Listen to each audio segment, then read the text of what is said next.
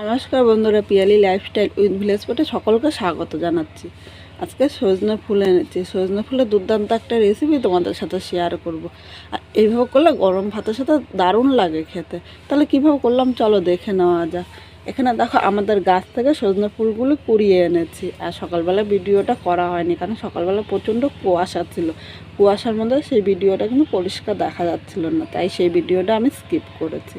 এবার এই সজনে ফুলগুলো আমি একটা পাত্রের মধ্যে নিয়ে নেব।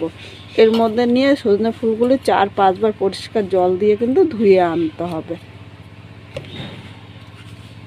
বন্ধুরা, সজনে ফুলগুলো এইভাবে ধুয়ে একটা সাজির মধ্যে নিয়ে নিয়েছে, তাহলে এর থেকে জলটা কিন্তু পড়ে যাবে। আর সজনে ফুলগুলো এইভাবে ছড়িয়ে রাখলে তাহলে গায়ের জলটা কিন্তু শুকিয়ে যাবে। এইভাবে আমি 5 মিনিট রেখে দেব। 5 মিনিট পর আবার চলে আসলাম। এখানে সজনে ফুলগুলো এক সাইড করে নিয়ে এই বাটির মধ্যে সব সজনে ফুলগুলো নিয়ে নিলাম। আর দেখো এইভাবে কিন্তু গাটা শুকনো করে নিতে হবে। সজনে ফুলের মধ্যে কিন্তু একটু জল দেওয়া যাবে না। বাটির মধ্যে সজনে ফুলগুলো নিয়ে নিলাম।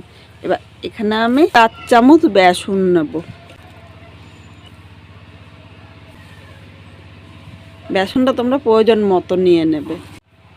যতটা বেসন নিয়েছি তার হাফ নেব চালের গুঁড়ো। অবশ্য মাপটা মনে রাখবে, বেসনটা তোমাদের এর কম বেশি প্রয়োজন হতে পারে।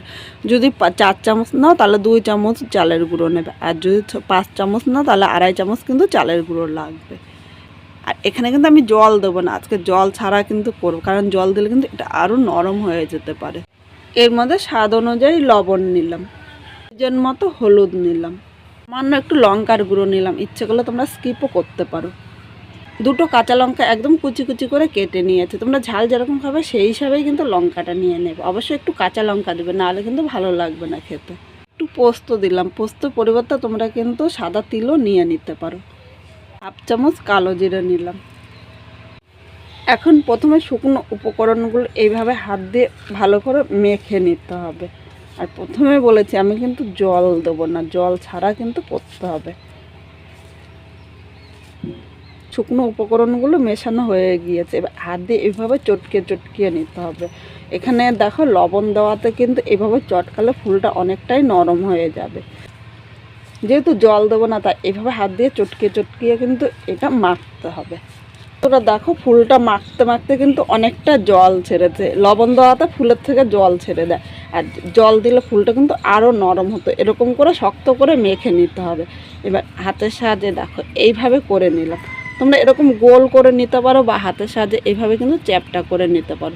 এইভাবে সবকটা প্রথমে তৈরি করে নেব। এখানে সবকটা বড়া আগে থেকে তৈরি করে নিয়েছে, তাহলে কিন্তু অল্প সময়ে বড়াগুলো ভাজতে পারবো। আর এইভাবে আগের থেকে তৈরি করে নিলে আমার একটু সুবিধাও হয়। এবার এখানে একটা কড়াই বসিয়ে দিয়েছি। কড়াইয়ের মধ্যে আমি তেল নিয়ে নিলাম। প্রথমে তেলটা একটু গরম করে নেব। আর আমি আজকে সর্ষের তেলে করছি, তোমরা ইচ্ছে করলে কিন্তু সাদা তেলও ভাজতে পারো, কারণ আমার কাছে সাদা তেল নেই, তাই আমি সর্ষের তেল দিয়েই করব। তেলটা গরম হয়ে গিয়েছে, এবার এইভাবে একটু নেড়ে চেড়ে নিলাম। এবার এখানে একে একে বড়াগুলো নিয়ে নেব। আর মিডিয়াম আগুনে বড়াগুলো কিন্তু ভাজতে হবে। এক জোরে কিন্তু আগুন দেওয়া যাবে না, তাহলে উপর দিয়ে ভাজা হবে আর নিচে দিয়ে কাঁচা থাকবে, তখন খেতে কিন্তু ততটা ভালো লাগবে না। এখানে আমি সব বড়াগুলো একসাথে নিয়ে নিয়েছি। তোমরা যতটা পারবে একসাথে এরকম ভাজবে, বা একসাথে ভাজতে না পারলে কিন্তু 2 বারে নিয়ে নেবে। আর খুব জোরে কিন্তু আগুন দেবো না, কারণ খুব জোরে আগুন দিলে কিন্তু বড়াটা উপর দিয়ে ভাজা হবে আর ভেতর দিয়ে কাঁচা থাকবে, খেতে ততটা ভালো লাগবে না।